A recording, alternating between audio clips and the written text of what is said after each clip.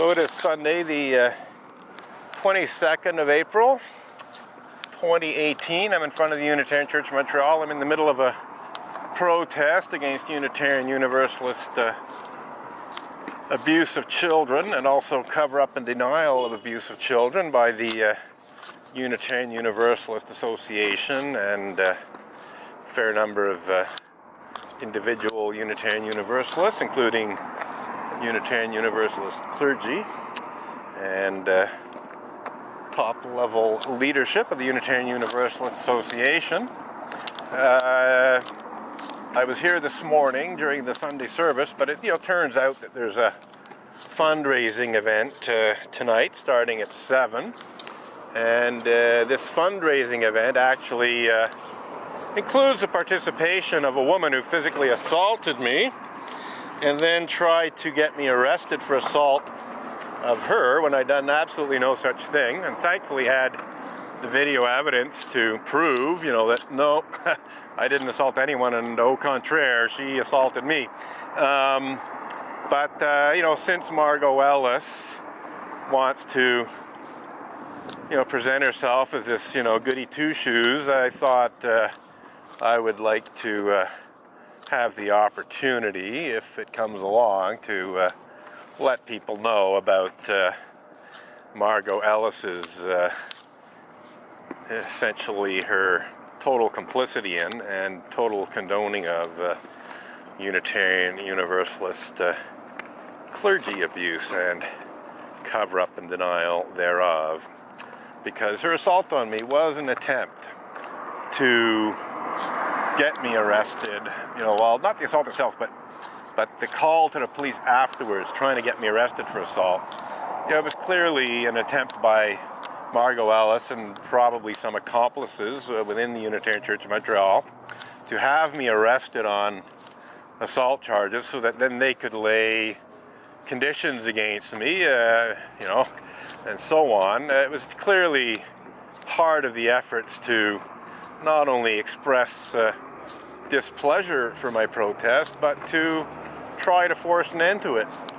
So anyhow, we won't be here too much longer.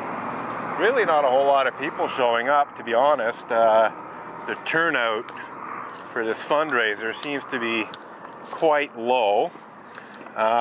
It's possible I got here a little too late because it starts at 7 and I was here at around 6:35, but I don't think so. I don't think a whole lot of people would have shown up before 6:30.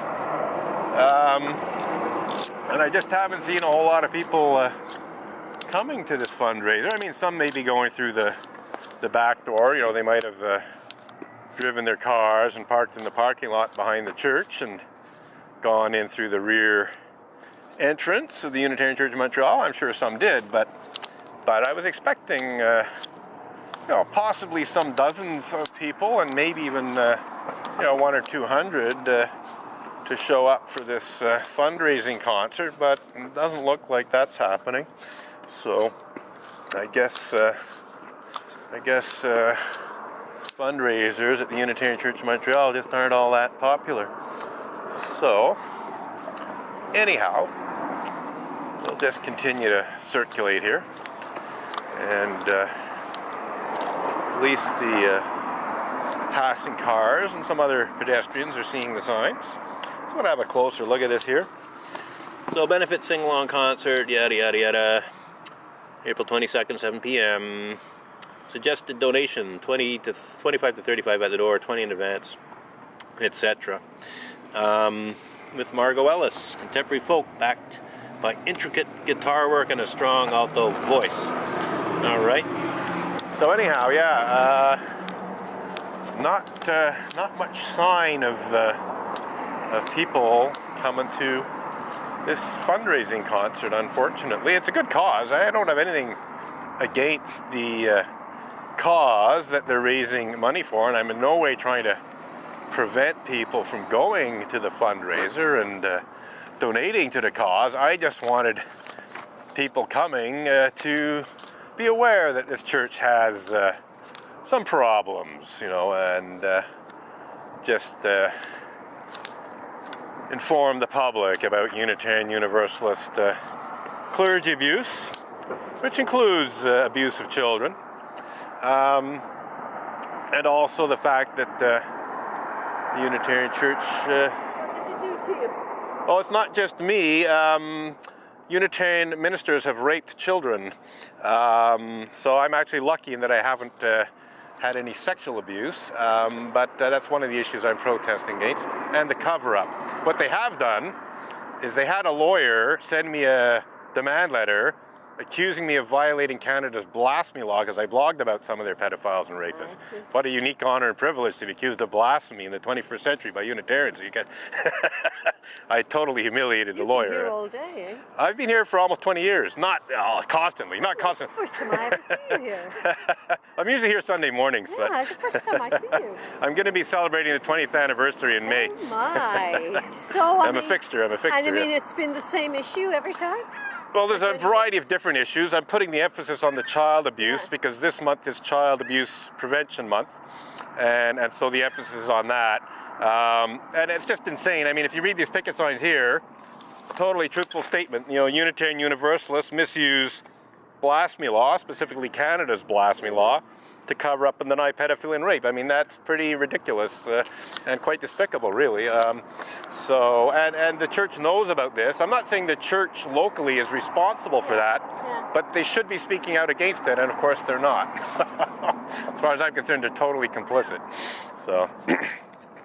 Any different to any of the other churches? Well, I would be the first to agree that many other churches have similar problems, but to be honest, I don't know of another church that's ever used a blasphemy law to silence a critic. Yeah, No, they've done some. The rest just ignore it. Yeah, well, they do. You know, to be honest, some of them, for instance, the Catholic Church, you know, for all of the harm that has happened, you know, they've actually paid restitution to people. You know, they've actually, you know, done things, you know, a modicum of, you know, exactly. You know, whereas this church, you know, and I'm not talking about locally, but the bigger, I know. You know, they've just constantly denied it and hid it and forced people to sign confidentiality agreements and so on. They've kept it hidden, you know, even more than the Catholic Church has. So. Well, the Catholic Church tried for a long time. Oh no, they did. But again, like I said, I never heard of the Catholic Church accusing anyone of blasphemy So I'm enjoying it. It's quite a unique. The first time I saw you this morning. Right. Yeah. No, I came back because there's a fundraiser. I was expecting people to show up for the fundraiser. Not a whole lot of people showing up actually. So, but I saw you. I informed one person anyway. So that's a passerby, and hopefully we got that all recorded. You know, she was curious. Oh yes, the camera's still running here. It has been shutting off on me without my knowledge. So yeah, this does happen. You know, we do get the occasional passerby who wants to know what it's about. And you know, she started off by saying, you know, what have they done to you? Well, they have done some things to me, but they've also done some pretty horrific things to other people, including children. And the worst part is that they try to cover it up and hide it and pretend it didn't happen, and so on and so forth. It's you know, basically another slap in the face to anyone who's a victim of abuse, to tell them, oh well, the abuse didn't happen actually. No.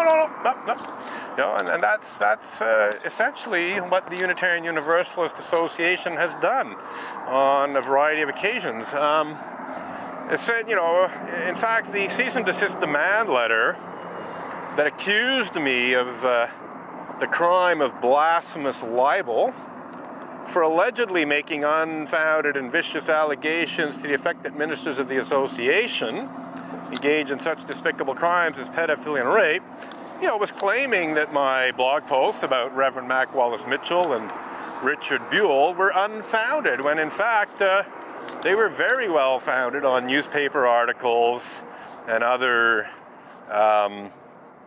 very credible evidence that Reverend Mac Wallace Mitchell and also Richard Buell had been charged, tried, and convicted of such despicable crimes as pedophilia and rape. And yet here's the Unitarian Universalist Association hiring a Montreal law firm, well actually a Canadian law firm, a very large corporate law firm by the name of Stikeman Elliott Barristers and Solicitors to falsely accuse me of blasphemous libel for talking about, specifically blogging about Mac Mitchell and Richard Buell, and of course trying to shut me up more generally. This is a cease and desist demand. That means shut up. It means like don't say anything more either. They wanted me to remove existing blog posts, but they also wanted me to cease and desist from making any more blog posts. So this is one, essentially a denial that my blog posts were truthful, essentially denying any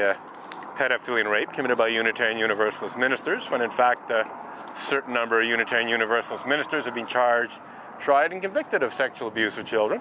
And then one of the most galling denials was in June of 2014 when the moderator of the board of the Unitarian Universalist Association, so one of the two highest officials in the Unitarian Universalist Association, stood up in front of 3,000 or 4,000 Unitarian Universalists at their annual general meeting in, I think it was Providence, Rhode Island, and said the following words in the middle of a mealy-mouthed, weasel-worded so-called official apology to victims of clergy sexual misconduct. This is specifically about sexual abuse of children. Here's what he said. There were no incidents of abuse of children or elders in my investigations. So basically a terse denial of any sexual abuse of children, or indeed elderly people, in his investigations of Unitarian Universalist clergy sexual misconduct. Well, this is a brazen, bald-faced lie. I had personally told Jim Key about the Reverend Mac Wallace Mitchell case. I'd also told him about some other cases where Unitarian Universalist ministers were convicted of the sexual abuse of children and sentenced to jail terms, because there are some other cases. And so he knew this, well before delivering this worthless apology, and yet, he just brazenly lied to the public, essentially. Because this is a public event as well. So he lied to pretty well, everyone in the Unitarian Universalist religious community, and they were only too happy to swallow those lies, obviously. God forbid that any Unitarian Universalist minister should ever sexually abuse a child. This can't possibly ever happen. We're such goody two-shoes, that this could never happen. Being a little sarcastic here, obviously. So just a brazen lie.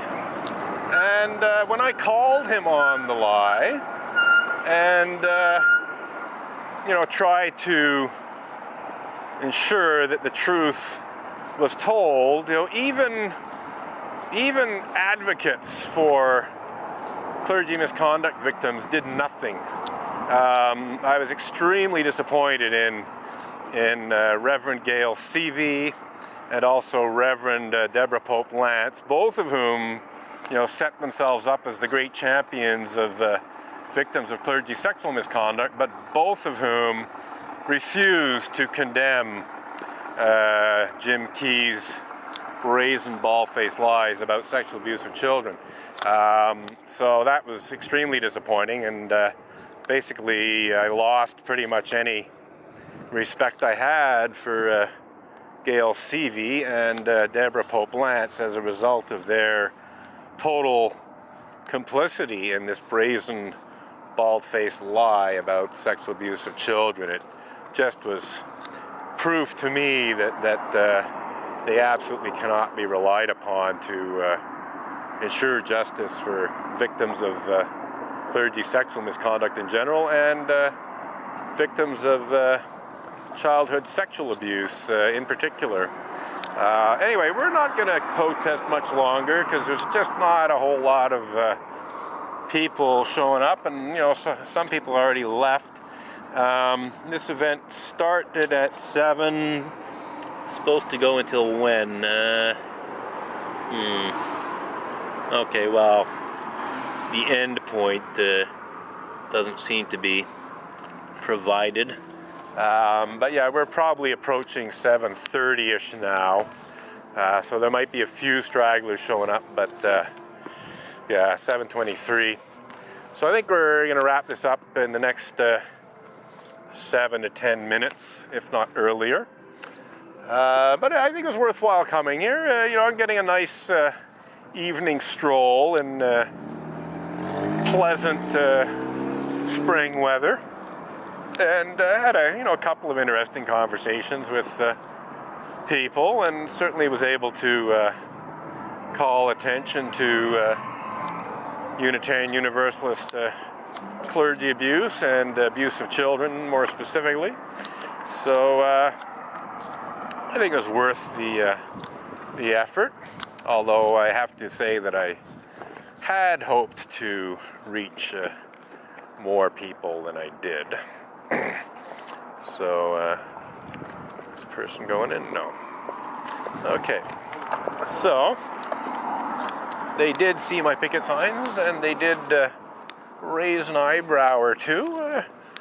So, you know, that's open to some interpretation, but I don't think they were expressing extreme skepticism or anything. I think it was more of a knowing kind of eyebrow raising, like, oh yeah, you know, like this, you know, woman that I briefly spoke with, you know, how you know, the public knows that you know, other churches have their own clergy abuse problems, you know, so why should Unitarian Universalists be exempt? And of course they aren't. The worst thing about the Unitarian Universalists is they do a terrible job of dealing with clergy misconduct when it happens. They just are basically in total denial mode almost all the time, and you know, it's extremely rare that a minister faces any kind of discipline, and when